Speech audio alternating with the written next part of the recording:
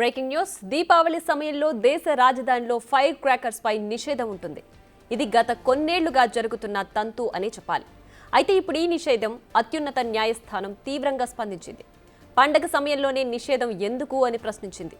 ఏ పండుగ కూడా కాలుష్యాన్ని పెంచాలని చూడదంటూ తీవ్ర వ్యాఖ్యలు చేసింది. అయితే కేవలం 3 నెలలు మాత్రమే కాదు, ఏడాదంతా ఫైర్ క్రాకర్స్ పై నిషేధం ఎందుకు విధించకూడదంటూ ప్రశ్నించింది.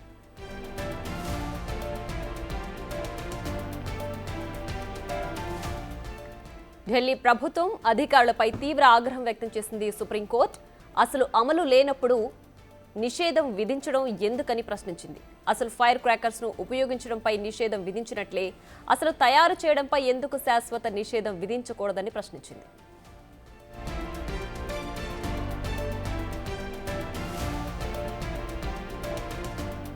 అంతేకాదు, అసలు పండగల సమయంలోనే కాదు, పెళ్లిళ్లు, ఎలక్షన్ ర్యాలీల్లో ఫైర్ క్రాకర్స్ ను ఎందుకు అనుమతిస్తున్నారు, వాటి వల్ల కాలుష్యం వెలువడదా అని ప్రశ్నించింది.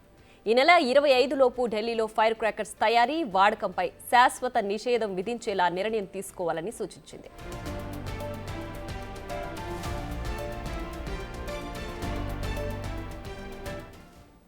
ఇక మరింత సమాచారం మా ప్రతినిధి శివ ఫోన్ లైన్లో అందిస్తారు. శివ, చెప్పండి, సుప్రీంకోర్టు సూచించిన ఈ నిర్ణయం హర్షించదగ్గిందే అని చెప్పొచ్చా? ఢిల్లీలో రోజు రోజుకు గాలి కాలుష్యం అనేది పెరుగుతోంది. దానికి తోడు ఇటీవల దీపావళికి బాణసంచ వినియోగం ఎక్కువ ఉన్న నేపథ్యంలోనే పొల్యూషన్ ఎక్కువైంది అనేది మరొక వాదన వినిపిస్తుంది. దానికి సంబంధించి ఎంసీ మెహతా దాఖలు చేసిన పిటిషన్ పై సుప్రీం ధర్మాసనం ఈ రోజు విచారణ చేపట్టింది. ఈ ఫైర్ క్రాకర్స్ వినియోగం అనేది కేవలం దీపావళికి ఎందుకు నిషేధం విధించారు, ఇతర పండుగల్లో సంబంధించి ఎందుకు, అంటే కేవలం పండగలకు మాత్రమే బాణసంచ వినియోగిస్తారా అనేది కరెక్ట్ కాదు. పండగ సమయంలో వినియోగించే బాణసంచ వల్లే పొల్యూషన్ పెరగడం అనేది కరెక్ట్ కాదు. కేవలం 3 నెలల వ్యవధి, అంటే అక్టోబర్ నుంచి జనవరి వరకు 3 నెలల వ్యవధి వరకు, జనవరి వరకు కూడా ఫైర్ క్రాకర్స్ ఎవరూ వినియోగించొద్దు బాణసంచ అనేది ఢిల్లీ ప్రభుత్వం ఆంక్షలు విధించి, దీనికి సంబంధించి ఈరోజు సుప్రీంకోర్టులో పిటిషన్ పై విచారణ కొనసాగింది.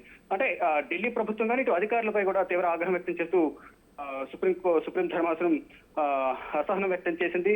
అంటే కేవలం పండుగల సమయంలో కాదు, పెళ్లిళ్లు, ఎలక్షన్ ర్యాలీలు, ఫైర్ క్రాకర్స్ ని ఎందుకు అనుమతిస్తున్నారు అనేది ప్రధానంగా ఢిల్లీ ప్రభుత్వాన్ని, అధికారులను సుప్రీం ధర్మాసనం ప్రశ్నించింది. అంటే కేవలం 3 నెలలే కాదు, సంవత్సరం పొడుగునా, అంటే ప్రతి సంవత్సరం లాగానే ఇప్పుడు ఢిల్లీలో పొల్యూషన్ పెరుగుతుంది. దానికి అనుగుణంగానే గత 7 సంవత్సరాల నుంచి ఢిల్లీలో బాణసంచ వినియోగాన్ని నిషేధిస్తూ వస్తున్నారు. అలాగే కేవలం 3 నెలల వ్యవధి కాదు, ప్రతి సంవత్సరం పొడుగునా ఈ బాణసంచ వినియోగం అనేది ఆపేయాలి. వినియోగం మరొక తయారీని కూడా ఆపేస్తే వినియోగం అనేది ఉండదు కదా అంటూ కూడా ఢిల్లీ ప్రభుత్వాన్ని సుప్రీం ధర్మాసనం ప్రశ్నించింది. దానిలో భాగంగానే కొన్ని కీలక వ్యాఖ్యలు కూడా చేసింది. ఇటు కేవలం కాలుష్యానికి సంబంధించి ఈ నెల 25 లోపు ఢిల్లీలో ఫైర్ క్రాకర్స్ తయారీ, వాడకంపై శాశ్వత నిషేధం విధించేలా నిర్ణయం తీసుకోవాలంటూ కూడా ఢిల్లీ ప్రభుత్వానికి సూచించింది. ఈ పండుగ కూడా కాలుష్యాన్ని పెంచాలని చూడదంటూ సుప్రీం ధర్మాసనం తీవ్ర వ్యాఖ్యలు చేసింది. అంటే ఈ రోజు దీపావళి తర్వాత కొంతమేర పొల్యూషన్ పెరిగినప్పటికీ కూడా, అంతకుముందు కూడా పొల్యూషన్ ఉంది, కానీ కొంతమేర పొల్యూషన్ అనేది పెరిగింది. ఈ నేపథ్యంలోనే పండుగలకు బాణసంచ వినియోగం అనేది నిషేధించడం కేవలం ఒక బాణసంచ వల్ల పొల్యూషన్ పెరుగుతుంది అనుకోవడంలో కూడా అది కరెక్ట్ కాదు.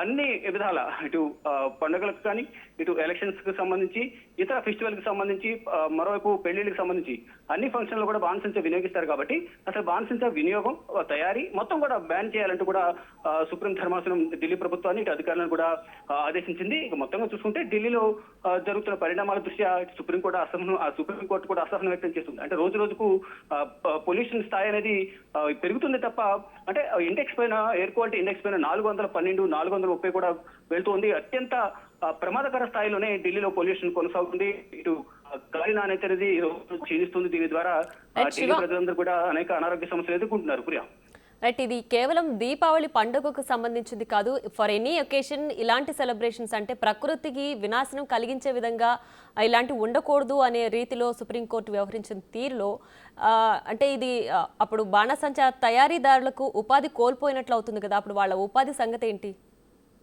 అంటే బాణసంచ వారికి ప్రత్యామ్నాయాలు చూపిస్తూనే ఇటువంటి నిర్ణయాలు తీసుకోవాలంటూ కూడా ప్రభుత్వానికి కొన్ని సూచనలు చేసినట్టు తెలుస్తుంది. అంటే బాణసంచ తయారీదారులు ఎవరైతే ఉంటారో వారికి జీవనాధారం పండుగ సందర్భాల్లో కానీ ఇతరత్ర సందర్భాల్లో అది వినియోగించి, అది తయారు చేసి వారి జీవనం కొనసాగిస్తూ ఉంటారు. దానికి సంబంధించి ఇటు ప్రభుత్వ అధికారులు కానీ, ఢిల్లీ ప్రభుత్వానికి కానీ కొన్ని సూచనలు కూడా చేశారు. అంటే వారికి ప్రత్యామ్నాయాలు చూపించాలి. కానీ బాణసంచ వినియోగం వల్ల అనేక ఇబ్బందులు ప్రజలు ఎదుర్కొంటున్నారు కాబట్టి దాని ద్వారా ఎదురయ్యే దుర్గంధాలు కానీ, కాలుష్యం వల్ల కానీ ఢిల్లీ ప్రజలు ఇబ్బందులు ఎదుర్కొంటున్న నేపథ్యంలోనే బాణసంచ తయారీ కానీ వాడకాన్ని కానీ కంప్లీట్ గా నిషేధించాలంటూ కూడా వారు సుప్రీం ధర్మాసనం ఆదేశాలు జారీ చేసింది. అంటే ఢిల్లీలో కొంతమేరకు ఈ అమ్మకాలు తగ్గినప్పటికీ కూడా ఢిల్లీ కేంద్రపాలిత ప్రాంతం కావడం, అటువైపు ఇటువైపు రెండు వైపులా కూడా ఒకవైపు ఉత్తరప్రదేశ్ బోర్డర్ నోయిడా, మరోవైపు హర్యానా బోర్డర్ గురుగాం, ఈ రెండు ప్రాంతాల నుంచి ఢిల్లీ ప్రజలు ఈ బాణసంచ తీసుకొచ్చి దీపావళికి వినియోగించారనేది కూడా ఢిల్లీ ప్రభుత్వం చెప్తోంది. ఇక మొత్తంగా చూసుకుంటే మీరు అన్నట్లుగా వారి జీవనాధారాన్ని కోల్పోవాల్సిన పరిస్థితి వస్తుంది కాబట్టి వారికి ప్రత్యామ్నాయ మార్గాలు చూపించి ఈ బాణసంచ వినియోగాన్ని కానీ తయారీని కానీ నిషేధించాలంటూ కూడా అటు ఢిల్లీ ప్రభుత్వానికి ప్రభుత్వ అధికారులకు సుప్రీం ధర్మాసనం సూచన చేసింది.